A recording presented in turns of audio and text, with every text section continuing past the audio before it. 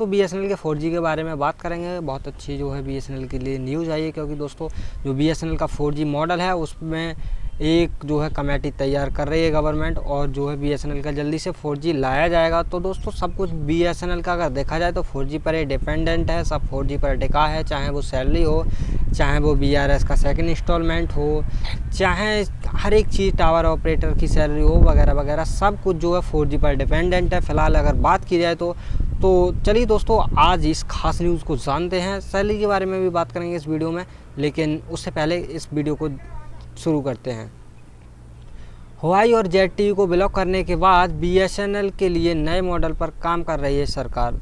तो दोस्तों हुआई और ZTE दोनों ही चीनी कंपनी हैं, जो चाइनीज़ कंपनी है, दोनों के लिए जो है बंद कर दिया गया है इंडिया से सामान लेना और इंडिया में सामान देना, सब कुछ बंद कर दिया। क्योंकि जो टेलीकॉम इक्विपमेंट बनाने वाली दोनों कंपनी हैं, इनसे ही जो है BSNL पहले टेंडर लेती थी, और जो टेंडर करने के बाद सारे इक्विपमेंट इन्हीं से खरीदे जाते थे। तो केंद्र सरकार के नए गाइडलाइंस लागू होने के बाद हुआई और ZTE के BSNL 4G नेटवर्क के लिए ब्लॉक कर दिया गया है। तो दोस्तों नए गाइडलाइन जो है केंद्र सरकार के लागू होने के बाद इन दोनों कंपनियों को ब्लॉक कर दिया गया है। सरकार अब एक मल्टी वेंडर मॉडल पर का विकल्प तलाश रही है। दोस्तों एक मल्टीनेशनल जो है वेंडर का मॉडल तलाश रही है गवर्नमेंट, ताकि जो इक्विपमेंट हैं वो आसानी से इसके लिए मिल सके और कंटिन्यू इक्विपमेंट मिल सकें। क्योंकि दोस्तों ऐसा नहीं है कि 4G एक बार इंस्टॉल हो जाएगा तो इक्विपमेंट नहीं है। दोस्तों कहीं भी अगर इक्विपमेंट ख़राब भी हो जाते हैं तो वो इक्विपमेंट उसी कंपनी से आते हैं। जैसे कि अभी अगर बात की जाए तो पीछे कुछ दिनों में दोस्तों अब तक BSNL जो ZTE और हुआई दोनों चाइनीज़ कंपनी हैं, इन्हीं से BSNL अपनी इक्विपमेंट लेते आया है। जब जब इसको ज़रूरत पड़ती है तब तक जो है BSNL ZTE और हुआई दोनों कंपनियों से मिलकर जो है इक्विपमेंट ख़रीदता है। इसके लिए एक कमेटी अपनी रिपोर्ट तैयार कर रही है।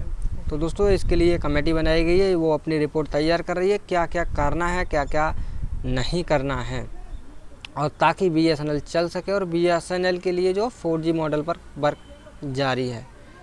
तो नई दिल्ली की रिपोर्ट है, सरकार ने चीन की कंपनी हुआई और ZTE को ब्लॉक करने के बाद 8697 करोड़ रुपए का टेंडर कैंसिल किया था। दोस्तों 8697 करोड़ रुपए का टेंडर कैंसिल किया था ZTE और हुआई दोनों कंपनियों के साथ जो था, जिसको शॉर्ट में 9000 करोड़ रुपए का टेंडर बोल दिया गया था। सरकार ने यह फैसला हाल के लिए गाइडलाइंस के तहत लिया है, जिसमें कहा गया है कि भारत के साथ बॉर्डर साझा करने वाले देशों की कंपनियां भारत सरकार या यहाँ की किसी सरकारी कंपनियों से कोई प्रोक्योरमेंट नहीं करेंगी। इस फैसले के बाद अब केंद्र सरकार BSNL के नए नेटवर्क के लिए मल्टी वेंडर मॉडल का जो है विकल्प तलाश रही है। दोस्तों जितनी भी कंपनियां हैं जो कि भारत की सीमा से लगे हुए देश हैं, उनकी किसी भी कंपनियों से सामान नहीं खरीदा जाएगा। तो चाहे वो चीन हो और चाहे कोई और हो, अगर जो है किसी अन्य देश से जो है ख़रीदा जाता है तो इक्विपमेंट ख़रीद लिए जाएंगे, तब कोई दिक्कत नहीं है गवर्नमेंट को। ये जो नई गाइडलाइन है जो केंद्र सरकार ने जारी की है कि जो पड़ोसी देश हैं उनसे नहीं खरीदा जाएगा, बाकी किसी कंट्री से ख़रीद लिया जाएगा, कोई दिक्कत नहीं है। इस मॉडल के तहत 4G नेटवर्क को एक सिस्टम इंटीग्रेट के ज़रिए बनाया जाएगा और इसे मैनेज किया जाएगा। दोस्तों ये जो नया मॉडल है उसको 4G नेटवर्क के सिस्टम इंटीग्रेट के ज़रिए बनाया जाएगा और इसको इसी प्रकार से मैनेज भी किया जाएगा। मूल तौर पर यह इंटीग्रेटर नोकिया, एरिक्सन या अन्य विदेशी कंपनियों के सॉफ्टवेयर हार्डवेयर खरीदेगा। तो दोस्तों ये एक मॉडल तैयार किया जा रहा है, ये कमेटी तैयार की जा रही है, उसका जो 4G का है नेटवर्क उससे सब कुछ जो है मैनेज भी किया जाएगा। और हार्डवेयर सॉफ्टवेयर जो है एरिक्सन और नोकिया ये दोनों कंपनी है, स्विट्ज़रलैंड की कंपनी है, और जो है उसी से ये इक्विपमेंट ख़रीदे जाएंगे और ये इंस्टॉल किए जाएंगे। और दोस्तों इससे सॉफ्टवेयर भी ख़रीदे जाएंगे ताकि जो इसका मैनेज करने का जो प्रोसेस है सब कुछ कुशलतापूर्वक इसको मैनेज किया जा सके। क्योंकि दोस्तों जब इतना बड़ा मॉडल तैयार किया जाता है तो उसको मैनेज करने में भी काफ़ी टाइम लगता है और काफ़ी ढंग से उनको मैनेज करना पड़ता है। ऐसा नहीं कि कुछ भी मैनेज कर लो, क्योंकि ऑल ओवर इंडिया की बात है तो काफ़ी जो है ज़्यादा उस पर पैसा खर्च करके उसको मैनेज किया जाएगा और जो है BSNL के लिए रिवाइव करने का पूरा प्रयास किया जाएगा। चूँकि BSNL के लिए यह सिस्टम इंटीग्रेटर एक भारतीय कंपनी होगी। दोस्तों जो सिस्टम इंटीग्रेटर है भारत की कोई भी कंपनी होगी, कोई भी एक कंपनी होगी, ऐसे में एक घरेलू कंपनी को इस नेटवर्क को तैयार करने का मौका भी मिलेगा। दोस्तों जैसा कि बोला गया था कि होम ग्राउंड कंपनियों को इसमें पार्टिसिपेट किया जाएगा और होम ग्राउंड कंपनियों से इक्विपमेंट खरीद कर जो है BSNL पर 4G इंस्टॉल किया जाएगा। तो ये वही कह रहे हैं कि एक जो कंपनी है कोई भी कंपनी हो सकती है, इन्होंने कंपनी का नाम उजागर नहीं किया है, कोई भी कंपनी हो सकती है और ये कंपनी दोस्तों भारत की कंपनी होगी, तो इसलिए जो है एक कंपनी को मौका भी मिलेगा। कंपनी का नाम इन्होंने नहीं खोला है। एनालिस्ट का मानना है कि BSNL की वित्तीय हालत बहुत ख़राब है, ऐसे में यह नया तरीका हानिकारक साबित हो सकता है, ख़ासतौर पर एक ऐसे समय में जब कंपनी अपने 4G बिजनेस को बहुत देर से शुरू कर रही हो। दोस्तों ये तो एनालिस्ट का मानना ठीक है, क्योंकि ऑलरेडी बहुत ज़्यादा डिले हो चुका है BSNL का 4G। अगर अब और ज़्यादा डिले होता है तो ये BSNL के लिए बहुत ज़्यादा बुरी बात होगी, क्योंकि दोस्तों लगभग 5 साल 4 साल जो है डिले हो चुका है। अगर जियो की बात की जाए, 4G आए बात की जाए तो दोस्तों 2016 में 4G आ गया था और जबकि BSNL को 4-5 साल बाद भी 4G नहीं मिल रहा है और ऐसे में भी ये झंझट इसमें और डाल दिया गया है कि अब ये होम ग्राउंड कंपनी होंगी। टेंडर कैंसिल करके दोस्तों काफ़ी ज़्यादा दिक्कत की गई है। दोस्तों ये केंद्रीय कर्मचारियों के लिए खबर है कि बदलने जा रहा है रिटायरमेंट के बाद कॉन्ट्रैक्ट पर नियुक्ति का नियम। तो चलिए दोस्तों इसको भी जानते हैं, लेकिन उससे पहले जो है इसी न्यूज़ को कंटिन्यू करते हैं। अधिकतर प्राइवेट मोबाइल ऑपरेटर्स ने अपना नेटवर्क सिग्नल बैंडर के जरिए कॉन्ट्रैक्ट के माध्यम से तैयार किया है।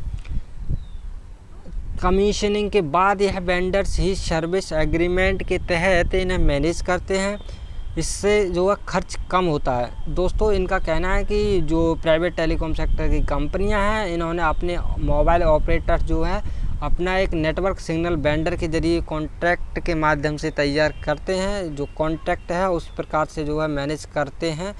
ये अपना जो है जो भी जो BSNL या फिर जो प्राइवेट कंपनियां हैं, ये अपने कॉन्ट्रैक्ट के हिसाब से जो वेंडर्स हैं वो ही कमीशन के हिसाब से जो है उसको मैनेज करते हैं।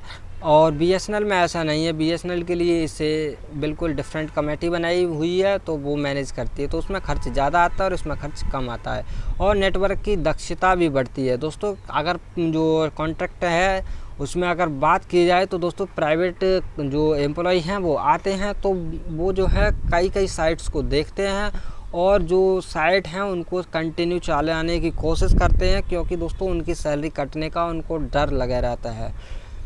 जबकि सिस्टम इंटीग्रेटर मॉडल में नेटवर्क में कई कंपनियां एक कंपोनेंट के तौर पर काम करेंगी। मूल रूप से ये कंपनियां एम्बेसलिंग के जरिए काम करेंगी और इससे खर्च बढ़ेगा, साथ ही इसी में क्वालिटी की भी समस्या होगी और तकनीकी खामियों की भी गुंजाइश होगी। दोस्तों इसमें जो है टेलीकॉम जो त्रुटि है वो भी हो सकती है, क्योंकि कई सारी कंपनी काम कर रही हैं मिलकर इस पर मॉडल पर। अगर एक कंपनी काम कर रही होती तो दोस्तों माना जा सकता था कि जो कंपनी है वो अच्छे से काम करेगी, क्योंकि कई सारी कंपनी हैं अगर वो काम करती हैं तो अच्छे से काम नहीं करती हैं। क्योंकि दोस्तों अगर एक किसी चीज़ को अगर एक बंदा बना रहा है तब और एक ही चीज़ को जो है 4-6 बंदे बना रहे हैं तो कुछ ना कुछ उसमें छूटने की जो है आशंका बनी रहती है, क्वालिटी डाउन हो सकती है।